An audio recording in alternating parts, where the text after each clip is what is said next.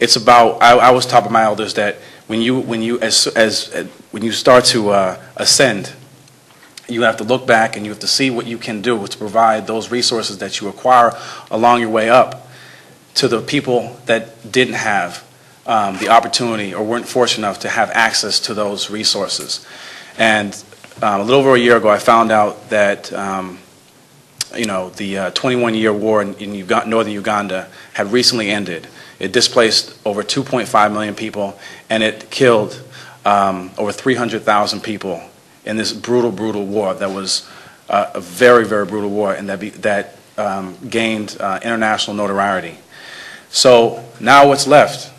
We have a community in northern Uganda, in the Choli land, in districts like Amuru, Kitkum, Pader, those types of districts. And what I found out is that the youth have a voracious appetite. So as the sister was saying, what is unique about them, what's special about them, is that they haven't had their rich African history robbed from them through displacement like we have, where we have to go and recapture things that we should be living, that we should be living in. We should be living It Takes a Village. We should be living Ubuntu.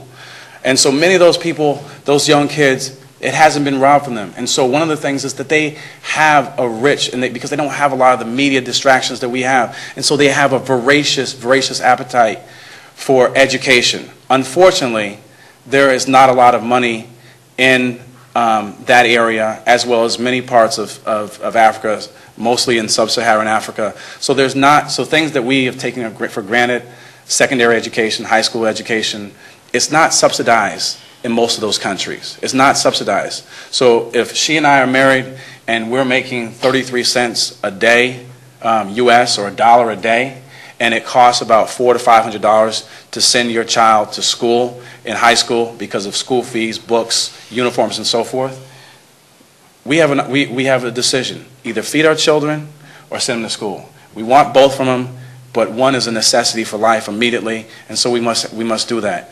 So I became involved in an organization called United Movement in Child Soldiering, and I met with the executive director, and he said one of the things, because I asked him, very, very sincerely, what can I do to help out?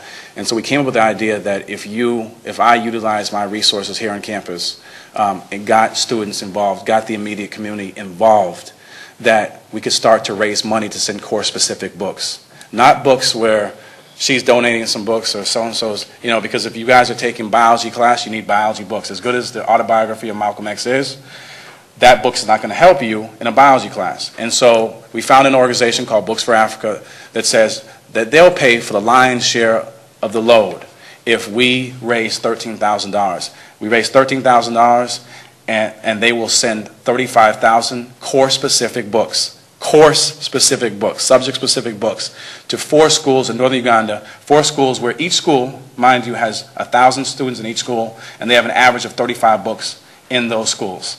Average of 35 books in those schools. So, long story short, we're at $11,000. We're $2,000 away. Maurice was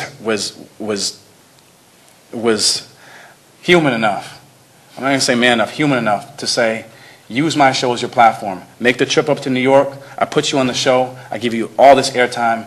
Talk about that. I came up to his show months ago, and because of that, I had a bunch of people who called me and emailed me and sent donations, which I then sent to our bank account in Books for Africa, which is located in Minneapolis or St. Paul, Minnesota. So we're $2,000 away because of the help of Maurice, because of the help of Dr. Ziegler's church, because of the help of folks like you guys that are watching right now that undoubtedly saw his show before and chipped in, sent everything from $5,000 to $100 in. And what I'm asking, I want to close this out. I'm going to be making my trip to northern Uganda with Dr. Ziegler and Desta in late July, early August, and we're going to be going out there to do some programs. One of the schools is so happy they've named their library the Nimburu Cultural Center Library in Gulu, and so we're going to be going out there to embrace these people, to do programs, and to also learn from them and to see the impact that these 8 to 9,000 books per school, the impact that it's making.